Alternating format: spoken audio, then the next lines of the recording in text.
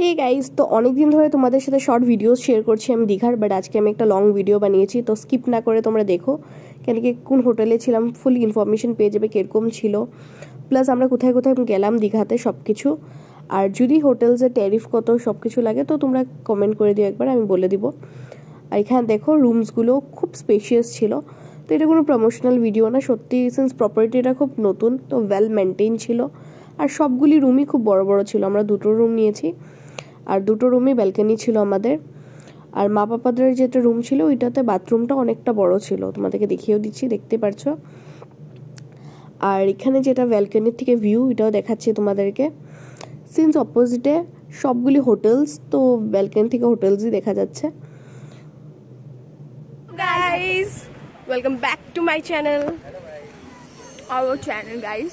তো আজকে আমরা এসেছিলাম জগন্নাথ মন্দিরে দীঘাতে। তখন আমাদের দর্শন হয়ে গেছে, এই যে ফল খেয়ে এখন আমরা যাচ্ছি।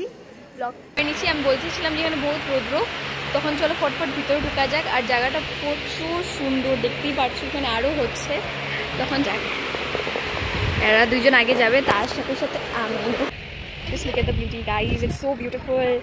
এই দেখো সবাই পাপ্পা ওরা হাত ধরছে, এদিকে মা। ম্যাডাম বললো ক্লোজ আপ নিতে। তো তোমরা যদি কেউ এখন রিসেন্টলি দীঘা যাচ্ছ তাহলে ডেফিনেটলি জগন্নাথ মন্দিরে যেও, অল্প টাইম বের করে। খুবই সুন্দর হয়েছে মন্দিরটা, মানে এতটা দুর্দান্ত। আর নতুন হয়তো তার জন্য আরও বেশি মানে ভালো লাগছে, এভরি দিক পুরো একদম নিট অ্যান্ড ক্লিন। আর এখানে দেখছো আমরা যখন গেছিলাম বন্ধ ছিল, তার অল্প পরে দুয়ার খুলে দিয়েছে। আর এখন চলো তোমাদেরকে বাইরে থেকে দেখাচ্ছি। এখানে দেখো একটা পুকুরের মতন করেছে, দেখতে পাচ্ছ কতটা এরিয়া নিয়ে করেছে মন্দিরটা। খুবই সুন্দর লেগেছে গিয়ে, এত ভালো লেগেছে। বাট একটাই হয়েছে প্রবলেম যে আমরা একদম দুপুর দিয়ে গেছিলাম, তো অনেকটা গরম ছিল, মানে আমরা হাঁটতেই পারছিলাম না, পুরো পা জ্বালা করছিল। তারপর আমরা চলে গেলাম লাঞ্চ করতে, যেহেতু আমরা সকাল থেকে আর কিছু খাইনি, ওখান থেকে ব্রেকফাস্ট করে এসেছিলাম। ওকে, সো পুরাটা দিন গেল, বহুত রৌদ্র ছিল। আর এখন দেখো পুরা ওয়েদারটা ইটস সো কাম, যখন খেয়ে দিয়ে আমরা উঠলাম, নাও ইটস 4:20। আর এখন আমরা বিচের দিকে যাচ্ছি, বাস হাওয়া জাস্ট ফিল সো গুড। পুরাটা দিনের মধ্যে আমার এই পার্টটাই ভালো লাগছে, যখন মুখের মধ্যে একদম হাওয়া লাগছে, ঠান্ডা ঠান্ডা, পেটটা পুরো ফুল। সকাল থেকে তো কিছু খাওয়া হয়নি, ওখানেই আমরা ডাইরেক্ট লাঞ্চ করলাম। তো what else I was saying কি